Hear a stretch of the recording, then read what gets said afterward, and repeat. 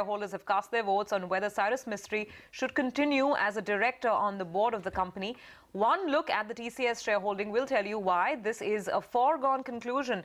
The Tata Group holds a commanding 73% stake in TCS. This translates to over 50% of the voting rights. So it is highly unlikely that votes could go in Mistry's favour. Mistry was not even present at the EGM. He wrote a one-page letter urging shareholders to vote with their conscience. This even as he admitted that this is a foregone conclusion. Then again, it was a feisty EGM with shareholders asking some uncomfortable questions to both Ratan Tata and Cyrus Mistry. In fact, we had Kritika covering the proceedings along with my colleague Priya Sheth earlier. Here's a report. Ratan Tata entered the YB Chavan Auditorium at Nariman Point in Mumbai to a standing ovation from majority of TCS shareholders who had gathered for the extraordinary general meeting. Cyrus Mistry decided to skip the meeting after writing a one-page letter to shareholders. Mistry said the result was a foregone conclusion, even as he urged shareholders to vote with their conscience. The new chairman of TCS, Ishaq Hussain, opened the EGM but then called on independent director Aman Mehta to preside over the meeting to avoid unfortunate criticism. Aman Mehta spoke first and defended the decision to remove Cyrus Mistry. The vice president of TCS, S. Mukhopadhyay, read out the one-page letter from Cyrus Mistry, and then the floor was opened for shareholders to speak, and we saw some fireworks. The TCS shareholders did not pull their punches.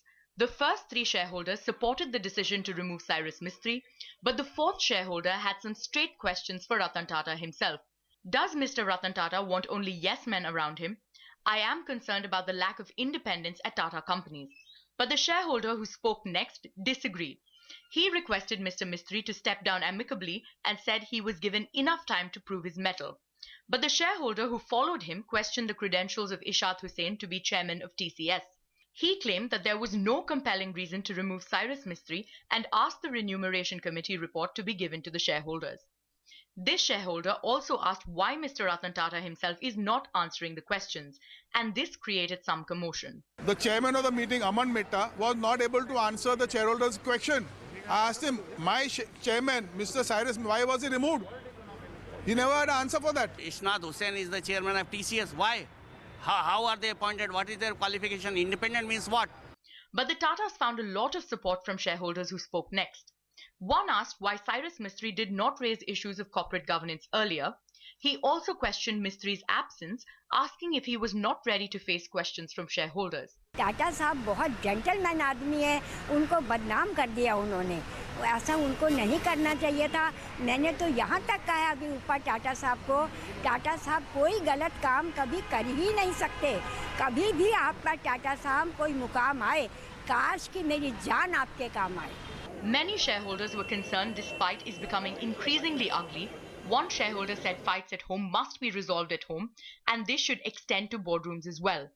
Another shareholder called for a set of definitive parameters based on which the new chairman will be judged, while one suggested the next chairman of the group should be a Tata.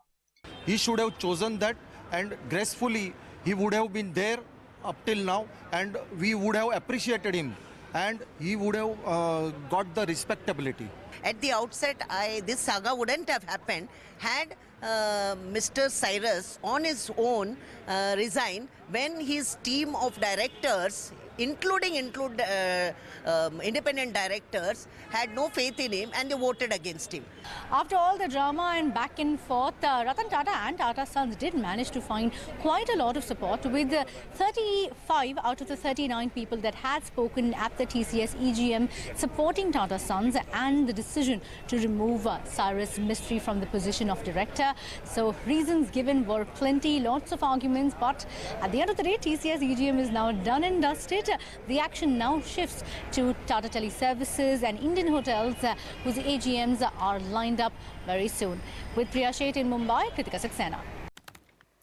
So, of course, this vote at TCS is a foregone conclusion, but the questions posed by shareholders to both Ratan Tata and